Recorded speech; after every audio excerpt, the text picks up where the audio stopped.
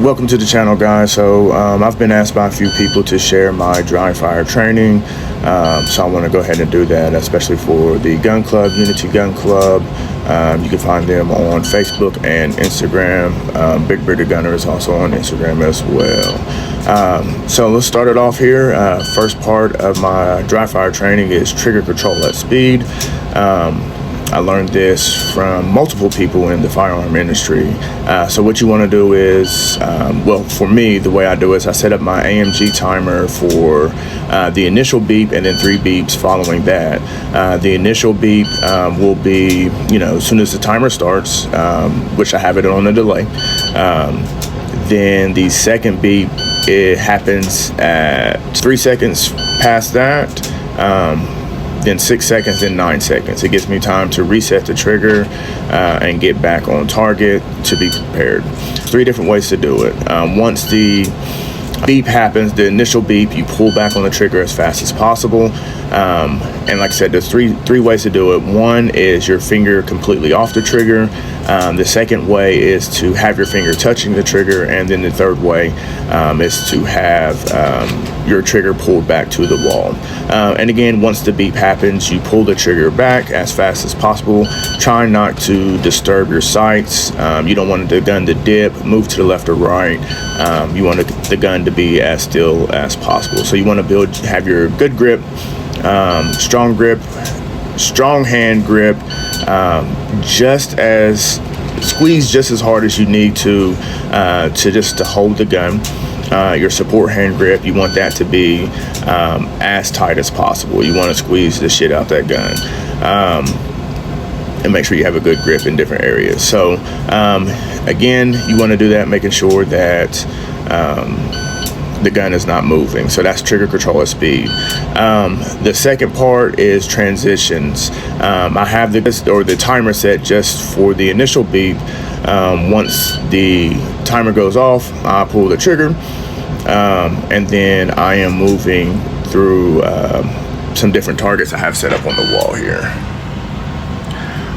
The initial part is just one pull of the trigger on each target. I have the Glock Performance trigger, the second version, and I am using that to pull back. And I want to pull back just like I would be pulling live fire. I want to put real input into the gun as if I was really at the range shooting live ammunition. So I'm moving back. Like I said, the first part of the transition is me just doing 1 trigger pull on each target, and then toward the end I'm doing 2 trigger pulls as if I'm shooting a USPSA target at a competition. So I do that for a while. Again, focusing on your grip. That's one of the biggest things to worry about. Trigger control as well. Again, you don't want to put too much input into the gun, pulling it off target, causing bullets to go where you don't want them to. So just make sure you good grip, good sight picture, target focused, and get that trigger control going. So that's where the trigger control at speed comes into play, especially on transitions here, because you're going to be, basically slapping the trigger to move from target to target.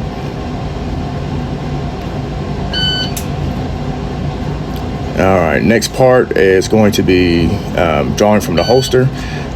Drawing from the holster is one of my favorite things to do. I got a lot of work to do on drawing from the holster. I have the timer set up for the initial beep on a random beep, and then the first beep happens at, I believe, 1 second. So you don't want to move more of your body than you have to, just your arms to the gun. You want to stab or clear your garment as aggressively as possible, quickly as possible, but make sure that you don't pull your garment up too high. You just want to clear it enough to access your gun. You want to jam the gun into the holster, almost causing it to bounce back, allowing you to pull it out your holster quicker. As soon as you get it out the holster, you want to release your garment, get your support hand on the gun as quick as possible, because If you are pressing out your gun and you're just getting your support hand out or on the gun when the gun is already headed toward the target, you're likely to push yourself off either to the left or right, depending on what hand you are. So you want to get it on there as soon as possible, build your grip. And when I say build your grip, that means you want to build it as tightly as possible so that you can let off multiple rounds without any issues. And being able to control, where they go. You want to stay in the A zone or stay on target wherever you're aiming at. The next part of dry fire session will be reloads. Reloads right now, reloads and movement. I didn't record any movement here because that's something new that I have to work on for competition. But your reloads here, I have it set to 1.5 seconds and then 2 seconds. 2 seconds is good because technically, for me, 2 seconds is good because you want to be moving to your next target as you're reloading, not standing still at a target that you've already engaged. So 2 seconds for me is pretty good time, especially since I've really just started to focus on the reloads. But I want to try to get it under a second. I've seen people like Tim Herron, Scott Jelinski, Hunter Freeland be able to get really quick reloads, and so I aspire to be able to do that soon. But yeah, so this is the part of the dry fire where I'm doing the reloads. I have weighted mags, so these are inert cartridges, so they can't fire. I also have a pink Rhino laser cartridge in the gun, so nothing can go in the chamber regardless. I don't care about the laser, I just don't want the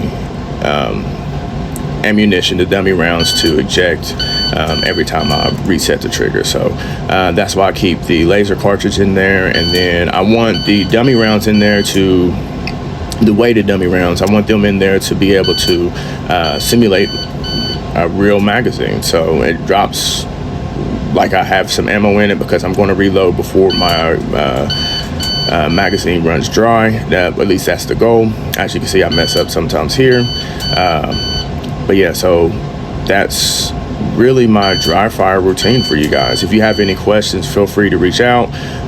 Big Bearded Gunner on Instagram, EJ Jeffries Facebook, Unity Gun Club on Instagram and Facebook. Anyway, I hope you guys get out there and are practicing, because training is more important than owning a lot of firearms. Again, reach out to me if you have any questions. Like, comment, subscribe. Have a good one.